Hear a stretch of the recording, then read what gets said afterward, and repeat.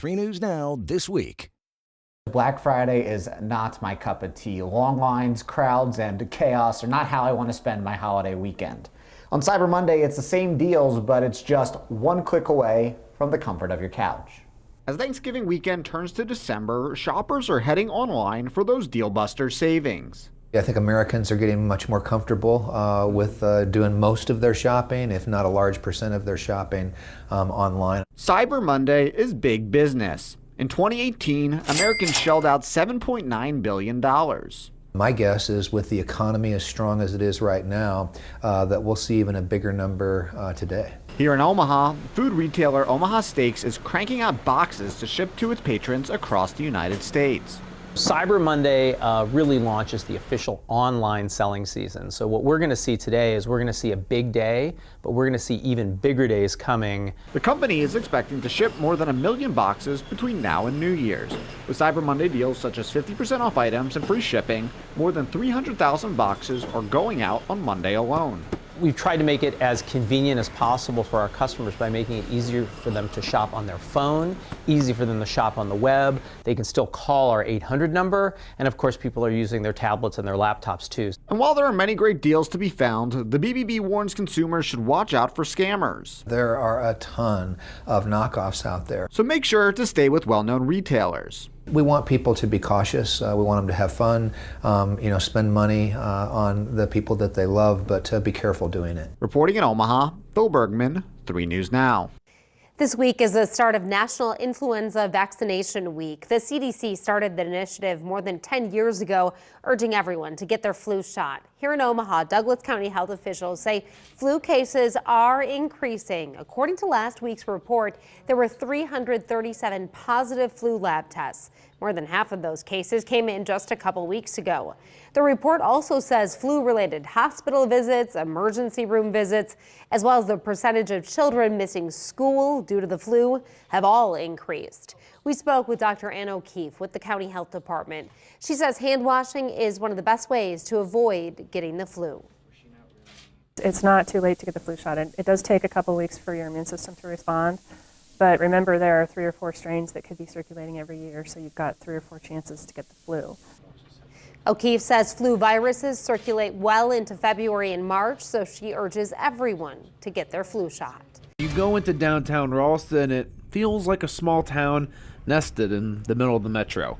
City leaders don't want to change that image, but they're still looking to give downtown a boost. Watching development across the other areas of Omaha, and Douglas County, why I think we have the same opportunity to do it here. The city of Ralston is looking to soon start breaking ground on the first step of the Hinge Master Plan, which would add apartments, retail, entertainment, and green space into the area. They're using the recent redevelopments of Exarban and Benson as examples of what can be done, but they're putting their own spin on it. Do I want to duplicate Benson? Not really. I mean, I wanted Ralston to be its own thing. And Ralston's always been a family-oriented city. Mayor Don Grosser says the city would win by getting more sales tax money and upping property values. He says ultimately he doesn't mind if those tax dollars are coming from a younger or older crowd. Maybe as it develops, we'll see a 50-year-old crowd come here, and this will be the right place for them to be happy, settle in, instead of the 20-year-old crowd. I don't know. And say, for example, on Friday nights, when bars and restaurants are especially full, parking is hard to come by here in downtown Ralston. That's why this current plan worries some businesses. They're worried because the city hopes to break ground on the first stage of this project this spring, right here on this public lot. So any more businesses they add will make even harder for people to find places to park. And I'm trying to get 40 people in here to play Magic, and I have 4 parking spaces for it. Still, businesses like Ground Zero Comic Book Shop think the development will benefit them in the long run. It would get more foot traffic in, and that would always help. So I think, having more retail downtown instead of manufacturing and empty spaces would be fantastic. Reporting in Ralston, John Kipper, 3 News Now. If you're seeing Salvation Army bundles across a number of local CHI Health clinics, it's for good reason. The Salvation Army and CHI Health are teaming up for another year of Layers of Love. That it is indeed exactly what the program states. It's layers of love, that members of our community come together to help our marginalized neighbors stay warm. 10 local CHI health clinics will serve as donation spots this week during regular office hours, collecting warm clothing items like coats, socks, gloves, winter hats, and scarves. So our goal over the next several days is to collect about 12,000 to 14,000 pieces of clothing and warm goods. The donations are then distributed by Salvation Army's Operation Night Watch to locations like this on 27th and Leavenworth and shelters all across the metro. Keeping the community warm is especially important during freezing cold temperatures and flu season. Especially right now, it's cold and flu season, so having coats and being properly bundled up is beneficial because it'll prevent patients from having to come in and those unexpected bills of, having to come in for a visit. Last year, CHI Health had only one drop-off location and were completely overwhelmed by the amount of donations and support from the community. They had an influx of coats. They said they had them in barrels, and they had to roll them out. With 10 locations this year, Layers of Love hopes to deliver warm clothes and a warm meal to as many individuals as possible. One of the things that I know about Omaha is our neighbors are always making an investment in others, and that makes my heart very happy to know that whenever we ask of this community, they rise to the occasion. Reporting in Omaha, Rudolph Sinaida, 3 News Now. What would normally be the sound of the traditional bells ringing is now a temporary, more inclusive red glow. It's an effort to create a trigger-free environment for people with autism. There's not so much noise. Henry DeFries falls on the autism spectrum and is sensitive to loud sounds. It makes me feel all crazy because I can't stand that noise. But Henry isn't the only one. Thousands of people are hypersensitive to noise, smells, visuals, and touch. These are just a few of the triggers people with autism deal with daily. However, this holiday season, just for a moment, Henry was able to escape some of those triggers and volunteer for the Salvation Army, which his mom says is a gift within itself. You never know what to expect, whether it's carts coming by or bells ringing. So having an opportunity as a mom, it brings my anxiety level down too, because I'm not constantly worried about how this is impacting him. The Autism Action Partnership and the Salvation Army have teamed up for the second year in a row to bring awareness to autism while still raising money for the overall cause. There's individuals in our community every day that are experiencing the world around them in a different manner, but again, not lesser or greater, just different and still equally as important and valued to the community. Justin says it's not just for kids, it's for all people with autism to enjoy one of the holiday's many staple traditions. In Omaha, Kent Lutzen, 3 News Now. And window shopping took on a new meaning at the Goodwill store in Papillion today thanks to the Merry Thrift Miss contest. One local family came up with the idea and were busy setting up the window displays, which will be filled with gift items from the store. You can currently buy raffle tickets, and if you're picked, you will win the items in those displays. And kind of, the traditional like Macy's window type of thing, but with secondhand items, and they have put hundreds of hours of work into this. And basically people can put in a raffle and they can win the prizes in the window and they can give it to their families or they can donate it to others so people that are less fortunate can have something to cheer up their holidays. The winner of each window will be announced on December 14th during a Facebook Live event. If you're driving down Washington Street into downtown Papillion, the new signs are hard to miss. 6 yellow pedestrian markers are now bolted into the middle of the street, the same area where 10-year-old Abby Whitford was killed in August. I would say with that accident, it's certainly increased the urgency. The reason for the urgency is because it could happen again. Despite blinking crosswalk lights and a visible radar, cars were still humming by. Cars are always flying through. Trucks are flying through. We see a lot of cars that come through here that are doing well over the speed limit. The city committee is now tasked with slowing cars down. The first step is the pedestrian markers that one business says is already clearly working. I don't know if they're afraid they're going to hit the signs on their cars or what, but I'm watching the cars and they are slowing down. Just like that. Now, this isn't all the city plans to do to slow down traffic on the street. Another idea that they're considering is to condense the lanes from 12 to 10 feet. You do that and it makes traffic a little bit more uncomfortable so that they feel like they need to slow down and be cautious. The city is also looking at making a pedestrian island in the middle of the street. You could cross half the street, for instance, and then cross the other 2 lanes. You wouldn't have to cross the whole street at once. Tri-Point Coffee House owner Chris Evenson says speeding cars scares people away from walking downtown, ultimately hurting his business. And he hopes the city does even more to slow everybody down. I'm glad they're working on things. I'm glad they're trying to solve it. Reporting in Papillion, John Kipper, 3 News Now. The state of Nebraska is the first and apparently only state that has agreed to cooperate with the federal government's request to turn over driver's license records for the 2020 census. The Nebraska DMV says they're following the Uniform Motor Vehicles Record Disclosure Act, which says they will make the records available when an authorized request is made. Adam Moorfeld is the executive director of Civic Nebraska, which works to create a more modern democracy for all Nebraskans. Moorfeld, also a state senator, says it's more about instilling fear in undocumented immigrants to keep them from filling out the census, especially since the Trump administration wasn't able to get the citizen question on it. We're concerned about it because releasing this information with driver's licenses isn't necessary to ensure a complete count, which is the #1 purpose of the census every 10 years, is to make sure that everyone is counted regardless of their origin. The state DMV says anyone that gets a driver's license has to prove they're a legal resident. Taylor Gage, spokesperson for Governor Pete Ricketts, said, quote, "The state of Nebraska has provided these records to the federal government as required by the Uniform Motor Vehicle Records Disclosure Act. Some speculate it will skew redistricting political lines if not everyone fills out a census, undocumented or not."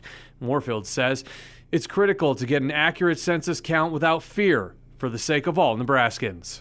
Regardless of whether they're a citizen or not a citizen, we want to make sure that Nebraskans are getting the amount of resources that they paid into the federal government back in our state. The data collection is supposed to start this month and go through 2021. There has been discussions on trying to stop that from happening. Reporting in Lincoln, Jake Wazakowski, 3 News Now.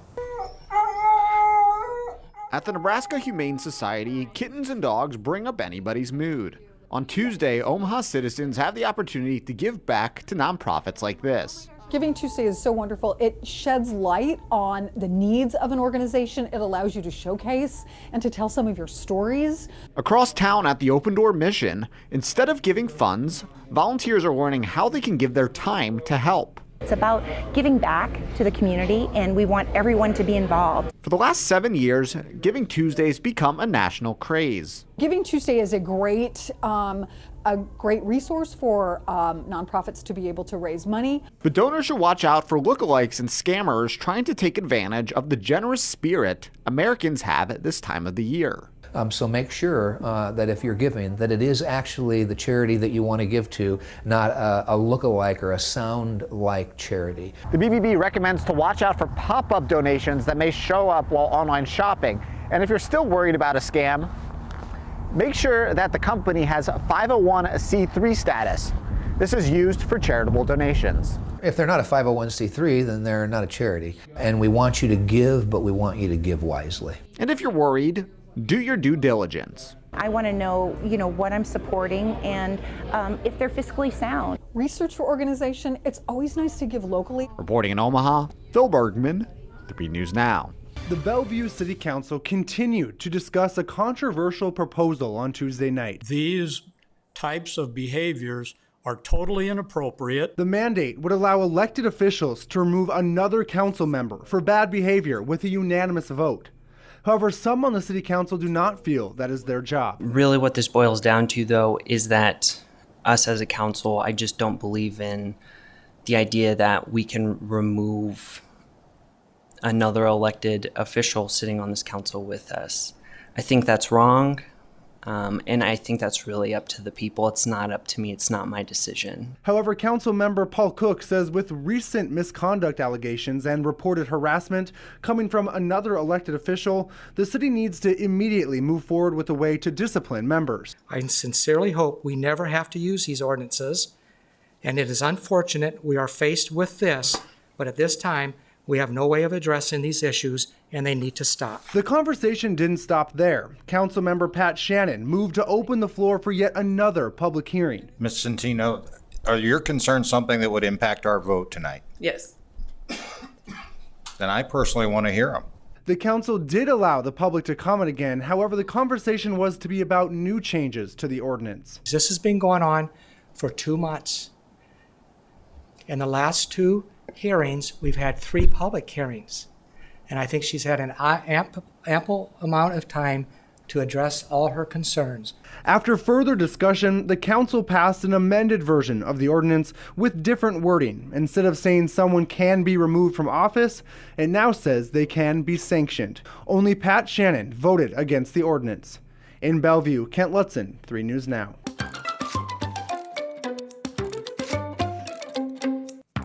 We have beaver skin.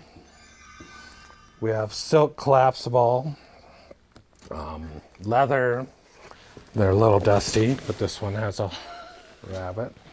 For 42 years, Mark Donovan has collected top hats and driven horses around the old market. If we're gonna drive a classy horse-drawn carriage, a vis-a-vis, which is built back in the 18th, 19th century, you have to do the act. You have to look good with the carriage, so we do top hats and tails. Mark says appearance can make a huge difference in his customers' experience at Magical Journeys Carriage Service. From keeping a clean carriage to making sure his horses are happy at his home and well groomed when they go to work. Brush him down really good. As you can see, John braided his tail. If we went all out, we'd put sparkly stuff on his hooves. We would put more bows and ribbons on him and stuff like that. And of course, the sleigh bells. Finding a horse that can handle doing this twice a week isn't easy. Okay. Finding a strong driver is even harder. Not yet. Hey, hey. Communication is key. Hey, be cool. With the horse? No. And the customers. People that are good persons that can communicate with people and stuff like that. You also have to be tough. You get people that say they want to work and all of this stuff, and then they get 1 or 2 cold days and they change their mind. Driving a carriage is like wearing a top hat. Okay, now start turning it. Okay. Not everyone can pull it off. Good boy. Yay. But for Mark, it's a perfect fit. It is so ingrained in my blood now. I just am part of the old market area, part of the community. Mark says from now until January is his busiest time of the season. You can find his horses at the old market, area malls, and private events. You guys have a very unique program. Why don't you guys tell us about that? Yes, we have our Project Christmas Joy, which is kicking off today. And it is a drive to collect not only gifts, but also essentials for the young men and women and families at Omaha Home for Boys. So this Christmas, we will be celebrating with about 150 individuals.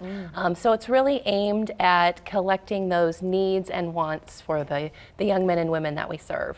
And what's great is that you have the online giving option, which is interesting because you have a wish list right there for people who want to donate. We do.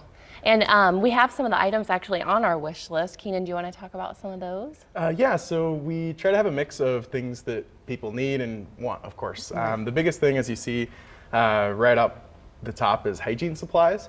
And it may seem a little silly, it may seem more like a stocking stuffer, but with our youth, we always try to encourage the dignity factor. If you're trying to support a new family and food is the last thing you can afford, then hygiene stuff kind of goes by the wayside. And so we always want to make people feel good about themselves, and the best gift we can give is inner confidence. And then when it comes to wants, I always encourage headphones. It's a cool factor for the kiddos out there. They feel cool when they have them. And it's also a sense of security, you know, when you're listening to music on the bus. And so those are great ways to really directly connect and make someone feel confident and happy during the holidays. Right, because a lot of these, like we said, are not just gifts, they're essentials that they'll need. And like you said, headphones are so great for teens, especially, you know, because it's not just for boys that you're helping out, you're also helping girls and other families. That's right, yeah. We have a ton of options on our wish list. things for young families, things for young men, things for young women, and like Keenan said, not only gifts but also essentials. For so many of our clients, their budget is tied up with just the basic needs.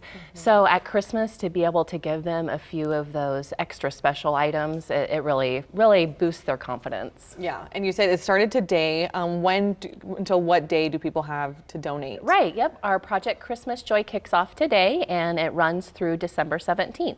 Okay, so a couple of weeks. You want to get that before Christmas so you can get all the gifts all right, wrapped so we up. can get it all divided up throughout all of our programs and make sure everybody has a special gift. Awesome. Well, if you would like to get involved with the Omaha Home for Boys project on Christmas Joy, there are 3 ways you can help. You can give a gift and purchase a requested gift or essential and deliver it to the Omaha Home for Boys by December 17th, or you can shop online. Super easy. You can purchase an item from an Amazon wish list and ship it directly to the Omaha Home for Boys. And the third option, you can donate money. You can give a cash gift online in support of Project Christmas Joy. And for more information, you can go to their website, omahahomeforboys.org. With a busy weekend of online shopping comes a lot of deliveries that'll happen all throughout the week. Package thieves know this and are on the prowl. Local residents have had enough. Come on, quit being a coward. Omaha resident Sherry Clark was expecting a delivery from Amazon Tuesday afternoon. She received a notification on her phone saying her package was delivered.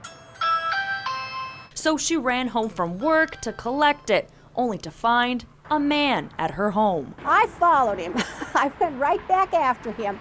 He was speeding, I was speeding. I put on my 4-way flashers, whatever that was worth. She was able to get the thief's information along with the female driver. Her Ring doorbell camera also captured every moment.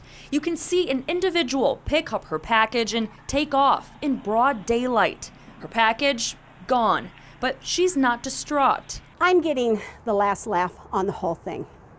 What was in my package was heater coils for my gutters. Another incident Wednesday, also in Omaha, happened on 192nd and Harrison in the Bellbrook neighborhood. This time, a Google Nest camera captured a woman searching for something on the porch. There were no packages. Wednesday also happens to be National Package Protection Day, and the doorbell company Ring has some tips to keep your packages safe. Connect with your neighbors, whether that be through social media or an email chain. Choose packaging that conceals the items in your box. Consider getting a video doorbell and add delivery instructions to let the driver know to place the package in an out-of-view area. And if you're worried about leaving those packages unattended, consider leaving them with a designated local business or any area around town that would accept the packages for you. Moxie Salon in West Omaha has been collecting local residents' packages for years.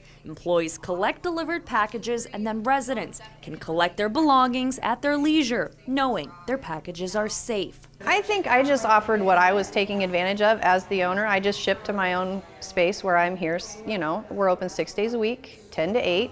So minus Sunday, there's always somebody here to receive your package, keep it behind the desk. There are always people around that help to cancel out the poor things that other people do. As for Sherry, she just wants to make sure this doesn't happen to anyone else. Amazon said they will reship her items, and she says she really does have the last laugh. Along with the heater coils, I really would like to give this guy and his girlfriend one additional gift. What I would like to do is give them an all-expense paid stay at OPD's luxurious cell for a night with a private meeting with the judge in the morning. Reporting in Omaha, Rudolph Sinaida, 3 News Now. New homes are going up all over southwest Omaha, but authorities say they've been targeted by a thief stealing construction equipment and home fixtures. They lock up all the houses at night, and you're in a nice neighborhood, you would think you'd be able to leave it. Jerry Graff installs cabinets for Fox Cabinets and says he's heard from other contractors who have had their tools stolen from inside locked homes since November, taking their livelihood. You know, that poor guy, they're living paycheck to paycheck too, and then you take his tools and he's got to replace that. He's got to work twice as much just to even get back to even. So yeah, it's a little discouraging to watch somebody get away with something like that. Sheriffs say 38-year-old Brett Nelson broke into upwards of 20 homes under construction in Douglas and Sarpy counties between 180th and 204th Streets. He allegedly kicked in the doors, burned painting tape for a light, and put the stuff in this van before going to pawn it. Douglas County identified 17 victims with $16,000 worth of stolen goods. Just stealing the property is one effect. Then we have, insurance costs go up. The builders have to repair the damages. So it's just kind of a cascading effect that people don't think about. Nelson has been charged with 8 counts of burglary in Sarpy County, and Douglas County is still putting together their case since they found more stolen items this week. Many have been recovered from sheriffs. Authorities say cooperating together made a difference to stop Nelson quickly. Graff says he's not leaving his equipment inside homes because he had some stolen 5 months ago and because of this. We load it all up and make sure it goes with us each night. So. Nelson did post bond and is out of jail. He will be back in Sarpy County Court next week. He will likely be back in jail when Douglas County files charges against him. Reporting near 192nd and Harrison, Jake Wazakowski, 3 News Now.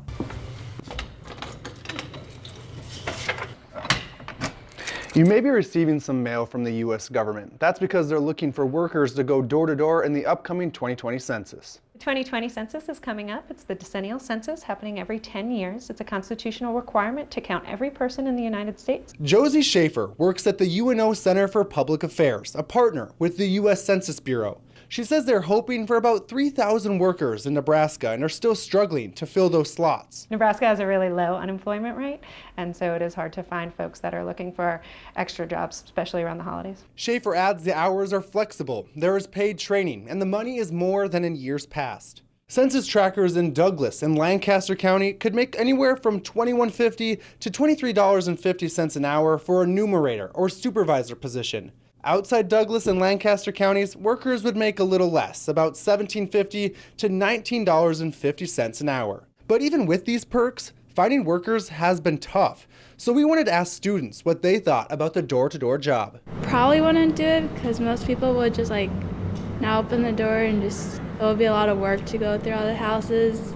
And most people are pretty rude. I don't know, I feel like I'm a little too shy to ask people those kind of questions, but that's a really good pay, so I feel like anybody would, yeah. I mean, I like my job, so if I was in a situation where I didn't have a job, that would be a good option, right? What about knocking door to door? Do you feel comfortable doing that? I would say no because I have minimal experience, but I'm sure it's fine. If people are worried about their safety on the job, Schaefer says you won't be walking door to door alone. Census workers will get a fair amount of training. They'll have access to a lot of information to make sure they're going to places at the right time of day, and they'll be accompanied by other census workers. If you are interested in applying, you can apply online at 2020census.gov/jobs. Reporting in Omaha, Kent Lutzen, 3 News Now. Ebola was really thought of as an almost universally fatal disease that you really couldn't do anything to mitigate the outcomes there. Just 5 years ago, Ebola was a major cause for concern. We've learned a tremendous amount about how to treat Ebola and similar diseases since the outbreak started in 2014. Dr. James Lawler, who heads the biocontainment unit at Nebraska Medicine, says since then, a lot has changed. We have new technologies that have come to light which should significantly help us manage disease. So for one, there is what appears to be an effective vaccine. The hospital recently performed a drill involving a team treating a mock pregnant Ebola patient. Dr. Lawler says compared to 2014, they're ahead of the game. We also have 2 new therapeutic products which have been used again in 2014 in the first ever real multi-arm clinical trial of therapies for Ebola. And these 2 products seem to provide benefit for patients who are infected. Dr. Lawler says Ebola isn't contagious before people develop symptoms, so it's not airborne. Ebola, for instance, is primarily a contact transmission disease, and so we focus specifically on precautions so that we don't come in contact with blood and body fluids. Nebraska Med has seen just 1 Ebola patient since 2014. That patient was exposed about a year ago at a hospital in the Congo. And with the new national quarantine unit, Nebraska Med says they're ready for whatever comes next. We really are at the forefront of how you do isolation care effectively, and we think that we have the best team and the best training, and we're always ready to manage these cases if they do present themselves in the U.S. In Omaha, Sydney Gray, 3 News Now. My name's Sean Hopwood. I'm an associate professor of law at Georgetown University Law Center, and I committed a violent crime, but I am not a violent criminal. The average person changes their career about 5 times in their life. I didn't know what I wanted to do with my life, and that was sort of the problem. For Sean Hopwood, he's been on both sides of the law, a career as a law professor and a career as a criminal. Hopwood grew up in David City, Nebraska, a small farming community, but Hopwood wanted more out of life than working on the farm. Young, foolish, reckless, and around a bunch of other young, foolish, reckless young men, and we kind of talked ourselves into this very, very stupid idea. That stupid idea was robbing banks in small Nebraska towns, but eventually that lifestyle caught up with him. Hopwood was arrested and sentenced to 12 years behind bars. I got a job in the prison law library, mostly because it was easier to check out books than it would be to wash tables, what I was doing in the kitchen. During that time, he started studying the law. That persistence, along with a few breaks, led to Hopwood becoming a law professor. The struggle is universal. He spoke at Christ Community Church this weekend, mainly about second chances. His story of redemption is powerful, and the way that his life has unfolded is really impressive. Hopwood recently met with President Trump to work on prison reform, as he says too many people are behind bars. The system has impacted so many Americans. 113 million people have had someone in their close to immediate family who will go to jail or prison in their lifetime. That's an astronomically high number. Hopwood is pushing for shorter prison sentences because the longer someone is in the system, he says it is harder for them to turn their lives around. The longer someone spends in prison, the less likely they are to come out and be a law-abiding, successful citizen. He's a firm believer in second chances and hopes his work with the White House can lead to serious changes. Well, we should be in the business of second chances and restoring people and allowing people to have redemption and start a new life. In Omaha, John Madden, 3 News Now. The University of Nebraska has a new president, as this morning the Board of Regents approved the contract of Walter Carter. He could make more than $1 million a year with incentives, which is by far more than any president has ever made at Nebraska. We believe that we have found the person that we were looking for. It was an 8-month process, now over. The University of Nebraska made it official today, making Walter Carter the 8th president, replacing Hank Bounds, who surprisingly resigned in the spring. Before Nebraska, Carter led the U.S. Naval Academy. Chairman Tim Clare flaunted Carter's commitment to education and says he checks every box. His character and integrity are second to none. Diversity and inclusion matter deeply to him, and we expect him to translate that commitment into results here, just as he did at the Naval Academy. Carter will command a hefty salary of well over $900,000 a year and could pass $1 million with performance bonuses. When he takes over, he'll be the 4th highest paid president in the Big Ten. Elizabeth O'Connor of Omaha was the lone no vote. She says Carter is worth the price, but with layoffs and tuition hikes, she just couldn't stomach it. There are too many professors that are serving as adjuncts instead of at livable wages, too many students that are struggling to make tuition, worrying about their own future, and too much uncertainty in the future of the university's funding for me to feel comfortable with the proposed salary at this time. Regent Robert Schaefer cites the higher salaries of football coach Scott Frost and basketball coach Fred Hoiberg, saying Carter will have even more responsibility. Unbelievable the amount of responsibility that he's stepping into.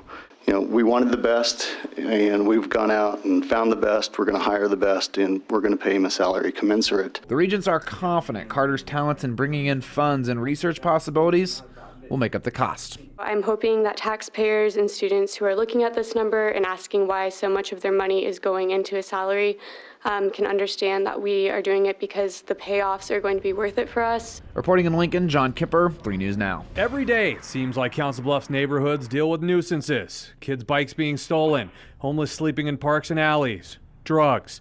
Now, a group of citizens are doing what they can to take back the neighborhoods. You're going to walk around a few times, get to know your neighborhood. Aaron Borcherding is helping set up neighborhood watches throughout Council Bluffs. It's an effort to help police identify problem areas. We have a lot of people that want to point out where issues are, but nobody wants to really get out and do what needs to be done. That's what we need to do. We need to collect the data, figure out where things are going wrong, figure out what we can do to fix them. Everything as simple as locking your doors, locking your gates, putting lights out, putting cameras out if you can do that. All this little stuff will help. It's part of the Council Bluffs Take Our Neighborhood Back and community outreach. Along with helping set up neighborhood watches, they've set up a food and toiletry pantry, work with Alcoholics and Narcotics Anonymous, help people get in and out of homeless shelters, and fill out job applications. They want to get to the root of the problem to make places safer for kids. I think if we can get the alcoholics and the drug addicts into some meetings, that could help a lot, because talking to the police, the majority of the crimes are drug related. Hoping to make a difference and Council Bluffs a better place to live, helping one neighbor at a time. We really just want to help as many people as we can, in any way that we can, any service we can provide. It's going to be fun, it's going to be enjoyable, and it's definitely heartfelt. If you want to get involved or get in touch with CB Take Our Neighborhood Back and community outreach, they have a lot of information on their Facebook page. We've got that link on our website at 3newsnow.com. Reporting in Council Bluffs, Jake Wazakowski, 3 News Now. 384, please. Okay. Of all the things you can buy at Nebraska Furniture Mart, Come get a brew. it's a new beverage shop that's gaining a lot of buzz. You know, when you come to Nebraska Furniture Mart, you're not just shopping, it's an experience. Thank you so much. That experience now includes base camp. You spend an afternoon here and you're tired and you want to sit down for a minute, and I think there's a lot of people that would say, dang, I wish I had a beer. Well, that wish is now a reality. This is your spot to come and chill and relax. It's going to be $4.93, please. The shop's in the electronics and appliances section, and the menu is full of different beers and wine. And hey, no White Claw shortages here. It takes the edge off of all the holiday hustle and bustle. And if you don't want alcohol, manager Rachel Tunzer also serves coffee. It's different, and I'm sure more and more people, once they find out about it, it's going to be, it'll stay open, it'll stay busy. There's rules with the drinks, including where you can take them. We tell everybody, please just drink it in here. Eventually we'll have a beer and wine cart over across the way. But you can bring the drinks around the store. And yes, even buy the furniture. We want the experience to be great for the customer, and a little spilled wine or beer, we'll just have to deal with it. The coffees come in many different varieties and specialty drinks, which is what I had to get since I'm on the clock. But hey, now that I'm off the clock, adult beverage calling my name. Reporting in Omaha, John Madden, 3 News Now.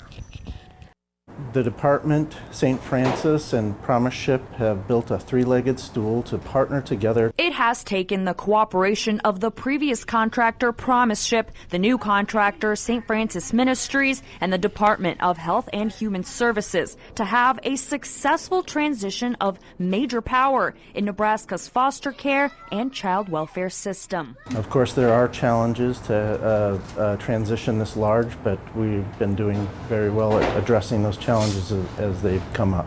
Ross Manhart with DHHS says that some of those challenges have come up between the two contractors. Coordination of the two agencies, making sure that everything is going according to plan. They have to transition around 1,800 cases. At this time, I would say there's been approximately 1,300 cases that have transitioned at this time. Meaning they still have 500 cases before the deadline of January 1st. But St. Francis Regional Vice President Jody Austin says that will get done no problem. So we should be sitting very well with caseloads come January 1. A few dozen cases will not have the same case manager because some employees did not transfer to the new contractor. But St. Francis is hiring and is pleased with the 70 employees that did make the switch. We were actually extremely pleased with the number 70. We were initially projecting maybe only about 40 or 45. So we were very happy with those results. St. Francis was supposed to start the case transitioning process in January. They started that process 3 months early, despite a pair of lawsuits regarding the new contract. Our focus has always been on children and families, and we thought that a extended transition would help in making sure that we're able to manage the case transfer from one agency to the next. St. Francis Ministries is based out of Kansas, so they have recently acquired 2 new offices in the local area, one in Omaha and one in Bellevue. The Bellevue location will be in the same building as Promise Ship's previous location. DHHS and St. Francis are holding 2 town hall meetings to increase transparency and answer any questions the public may have on the lengthy transition process. Those will be on Thursday, November 12th at First Methodist Church at 4 and 6 p.m. Reporting live in studio, Rudolph Sinaida, 3 News Now. Maggie Smith is the owner of Lives Hard Bean Coffee in Council Bluffs. But about 5 to 6 times a day, she has to put the customers on hold to answer a robocall. It disrupts the flow of our business. We could have a line of people, phone rings, and we have to stop what we're doing, answer the phone. In her line of work, the phone can't be on silent. I have to answer it no matter what. There's a lot of people that don't have local numbers that are here. This is a big inconvenience for folks. It's interrupting people's ability to get the work done. It's interrupting their livelihoods. And, you know, they're also violating laws. Congresswoman Cindy Axne is an avid opponent of robocalls. The newly passed Trace Act will require telephone carriers to implement call authentication and robocall blocking technology, gives the FCC up to 3 years to catch someone, and raises the fine to $10,000 per fraudulent robocall. So it gives us more time, it increases the penalty, and it also holds them accountable for the real crimes that they're committing, like impersonating a police officer. Congresswoman Axne says seniors are a target for the robo-scammers. A lot of our seniors really do believe that their finances could be put at risk. That causes a heck of a lot of stress for people. So, why not just ban robocalls altogether? Well, some of them are important, such as letting you know if your kid's school is closed or to remind you about things like doctor's appointments or flight changes. Folks want to pick up their phones and make sure that they stay connected with the issues that are facing their families, and that's why they end up picking up phones for these scammers. Back at Lives, the staff is staying busy getting orders ready. But hopefully soon, robocalls will be off the menu. It wouldn't disrupt our business, and we could focus more on the customers that are here, and we're not getting pointless phone calls that are nothing. Reporting in Council Bluffs, Phil Bergman, 3 News Now. Typically the biggest debate when it comes to pizza is pineapple or no pineapple. Well, here at Cobb's Company near 72nd and Jones, it's cream cheese or cream cheese. Table 6 up. If you like pizza and cream cheese, Cobb's Pizza will likely be your new favorite hot spot. This is the cream cheese sauce that we're putting on right now. So we just put a pretty thin layer of it. Like I said, it's more of a compliment to the pizza than the actual make of the pizza. They've only been open since November, and already their pizza has gained popularity. How often do you come here? Well, this would probably be my 7th time in the last month, at least. Okay. Yeah. I was coming every day for like a week there. And then you're like, I have to stop. Yep, exactly. Not only for its cream cheese sauce pizza, but the variety of pizzas. So there's the Porkmaster pizza that is the first pizza that I ever tried here, and it was just so unique and so original and it was just great. With the cream cheese, it just complements everything. So the 2 most popular pizzas right now are definitely the Porkmaster and the Burnt End. Okay. Partly because they have cream cheese and partly because not many people really make something of that nature. Yeah, so you we're don't really really big see on that on a pizza. Yeah, we're really big on, you know, trying to create things that nobody's seen. Yeah. Take a old school thing and create something outside of the box a little bit. Besides pizza, they have other items such as salads and appetizers like their mac and cheese, Gouda bites, and wings. So these are actually our gluten-free boneless wings. So we cook them in the fryer and then we send them through the oven. So it creates kind of a different char to it, a little more crispy. Also kind of caramelizes the sauce on there. Now, usually when I try foods at a Cheap Eats place, I ask to try their most popular dish. Owner Chris Cobb couldn't choose just one. Whew. It's a good thing I only had a granola bar for breakfast That's today. right, you know. Wow. Mac and cheese, anything? Mm-hmm. That's right. So I started with the wings. That's good texture. Yeah, so the wings are really juicy, and then charring them through the oven allows you to get that caramelization on the outside while still leaving all the juice and everything inside. These ones are a little bit spicier. These are my favorite, the spicy garlic.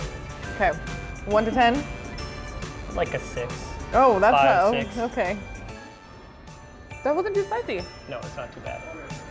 It has Now, really. when we put more sauce back on top, it gets pretty hot. That is phenomenal. So the gochujang sauce really kind of gives it a completely different, kind of changes the pizza. It does, wow. And then the cream cheese is a really big texture, but you can also taste just little bits of it through the whole pizza. That's the perfect combo. The cream cheese and the sauce is really, really great. That one's my favorite already. It's pretty popular. It's phenomenal. Right the meat is really good. The burnt ends are smoked just perfectly, and then the crisp to them. There will be no crust left behind once I leave. I'm a big crust person, and this is good crust. That's one thing we talk about quite a bit. We know if it was good, there's no crust, like the plate's empty. And as if regular pizza wasn't enough, their dessert pizza and cinnamon breadsticks, wowzers. Oh boy, we're in trouble. But my heart remained faithful to the burnt ends pizza. Just keep going back to that burnt end pizza. It's so good. This is a good pizza. Their prices are reasonable, but their best deal is their lunch special. For $10, you can get an 8-inch, one-topping pizza with a side, which can be a salad or fries, and a drink. Normally it's like you buy a slice or whatever, Right. but you get a full 8-inch pizza, and it's great, and it's super filling. I don't eat much dinner the days that I eat here. You're like, I'm good for the day. Exactly. Do you make anything bad here? At the moment, we haven't had too many. Yeah, and there's not one thing that I was like, man, no, everything is really great. Wow. I got a brain freeze, but it's worth it. It's worth it. It's so good. It was worth it, and now I just want to eat all of that over again. Well, you can check out Cobb's Pizza for yourself at 72nd and Jones, and that's between Nebraska Furniture Mart and Dodge Street. It's open every day. The lobby and carry-out hours are on your screen.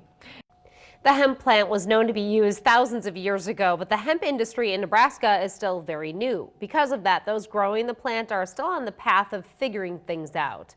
Reporter John Madden spoke with one local grower before their harvest and how they're hoping to inspire future growers.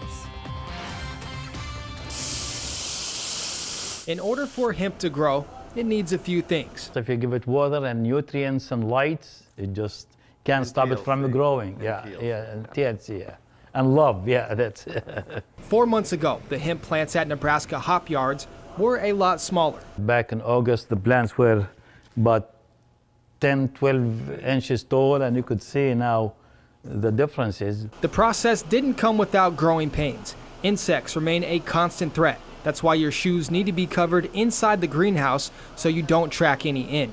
Those taking part in the pilot program also say, while taking care of the plants as you should is critical, education is just as key for anyone wanting to join the industry. If you go with cheap seed or cheap plants, there's probably a reason it's cheap, and you could lose your whole crop. Bruce Wiles, a local hemp grower, is a former corn and soybean farmer. Totally love the challenge of new commodities that we're creating for Midwest farmers. And works with a variety of plants on a daily basis. We have 4 different varieties that we started with.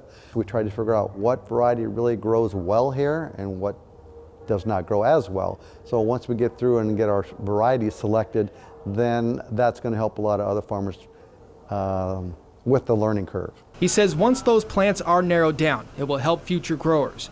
Other help has come in the form of banks after federal agencies relax some hemp banking requirements, including that hemp businesses should not be treated with any more suspicion than other bank customers. It's going to take some of these federal organizations some time to go through, understand what it means to them. This is a big rollout in the whole U.S. from a farming perspective. In Omaha, John Madden, 3 News Now. Local hemp growers and the University of Nebraska-Lincoln researchers are hosting a hemp conference in March to help share information on the industry. If you want to find out more, visit our website, 3newsnow.com. Good evening, I'm Jennifer Griswold. The Douglas County Jail recently faced a huge problem, overcrowding. Summer is the most active season for arrests, and the jail was bursting at the seams. So the director called on local partners to bring down the number of people being booked. Reporter Ruta Olsenitis spoke with the director to find out how the county did that while maintaining public safety. The Douglas County Jail is the front door of the criminal justice system. Some inmates stay only a few days. Others with more severe charges are transferred to the prison in Lincoln.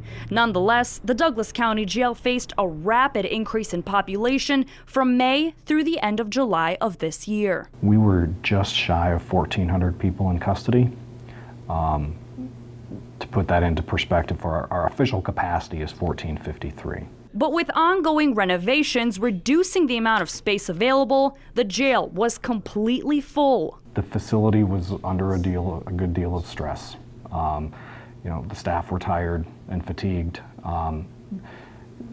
Inmates were crowded. And relocating inmates to other jails in other counties is not an option. They are also full. The overcrowding problem had gotten out of hand. Inmates were sleeping on floors, staff overworked and overwhelmed. But thanks to the cooperation of multiple agencies around the county, that's all changed. We were at 1,233 in custody.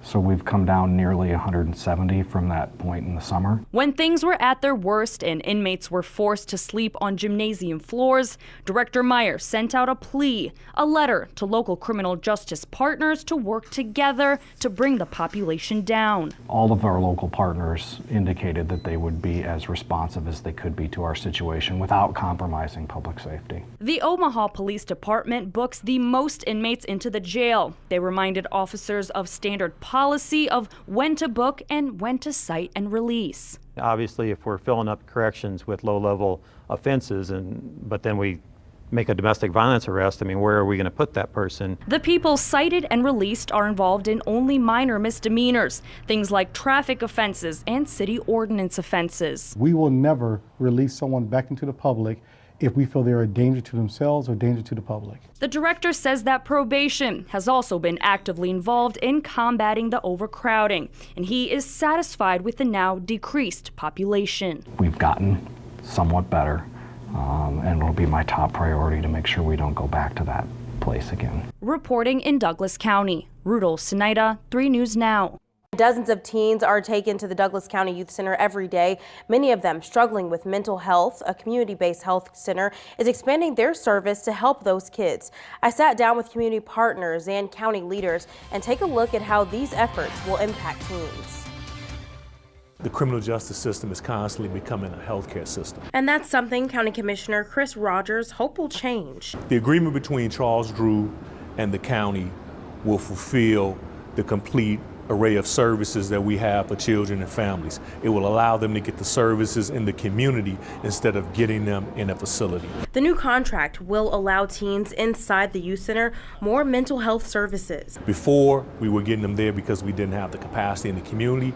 Charles Drew has the services there where we will be able to serve them in the community, and they will be able to maintain a normal life with their family and still get the services. Some of the services being offered: screenings, psychiatric evaluations, as well as treatment and follow-up care for youth dealing with substance abuse issues and mental health. The trust and relationship is so important. So the earlier that you can build those relationships, the better off you're going to be. The program should speed up the evaluation process by adding another provider.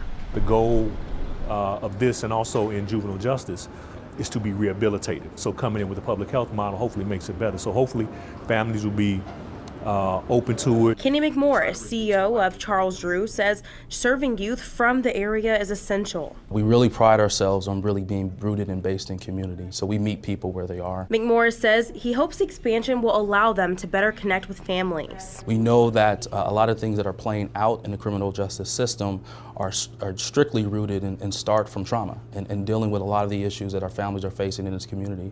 And so we stand ready to serve. Larry Duncan, who's the Senior Director of Behavioral Health at Charles Drew, says they hope to reduce the stigma associated with mental health. He tells us a sense of family helps teens go a long way to continue services. It's going to make it easier for them to connect with a helping type of situation rather than avoid it, run away from it. The expanded contract runs through the end of next October. It'll automatically renew each year unless it's terminated. And Commissioner Rogers says he hopes the county will be able to pay for future years with grant money from the Sherwood Foundation. Good evening, I'm Jennifer Griswold. 3 teens accused of killing one of their friends in Millard. Today, the suspects face a judge and new details emerge. Senior reporter Jake Wazakowski tells us how they knew each other and what happened to Dustin Mohang. He could light up a room. He loved to entertain people. He was just a happy kid. 21-year-old Dustin Mohang loved music and liked rapping for friends and family. He also struggled finding a place to live, bouncing around friends' couches. They remember him with a memorial near where he lost his life. He really deserved the world, you know? Yeah. He was so much more than the circumstances of his death, you know? What happened in his death, he did not deserve it. He didn't deserve it. The morning of December 2nd, Mohang was found dead in a townhome yard near Ash and Weir Streets. 19-year-old Davion Wallace is accused of shooting him in the head in Douglas County Jail Court. Prosecutors say he went and told 19-year-old Daniel Kamerlich and 18-year-old Caleb Lott, who went back to the scene.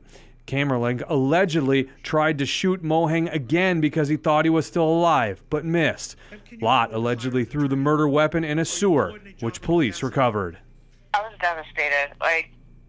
It's really hard. It's hard not to cry right now. What was so bad that they had to come and shoot him and then came back a half an hour later to sit there and try to finish the job that, he could still been alive. Mohang apparently was staying with Kamerlich nearby off and on, and they worked together. Mohang told everyone he wanted to move back with his family in Illinois and escape Omaha. Friends say they won't give up because they know he's watching over them. And it just sucks to know that somebody that great had to be gone for that reason, because he did not deserve that. He touched so many people in Omaha. He had no idea that he was so loved. I think that he's being better taken care of in death than he ever was in life. Wallace and Kamerlich will be back in court in January. Lott waived his preliminary hearing. If convicted of first-degree murder, Wallace faces life in prison. Reporting near 126 in Q, Jake Wozakowski, 3 News Now. A judge denied Wallace bond in jail court this morning. Both Kamerlich and Lott had bond set at $1 million. Iconic Omaha World Herald photojournalist Rudy Smith died yesterday.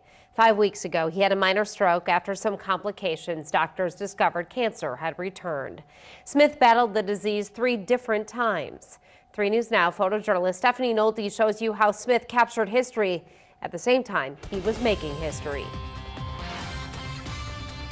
He was really just a sweet man. Rudy Smith is an icon. Rudy is a cool guy. He had everything in place. He knew what he was doing. Rudy Smith was a passionate man, standing up for the rights of African Americans as a teenager, picketing the Omaha World Herald, where he would eventually spend his entire 45-year career. We don't have anyone who's put in applications. They said, would you like to put in an application, which he did.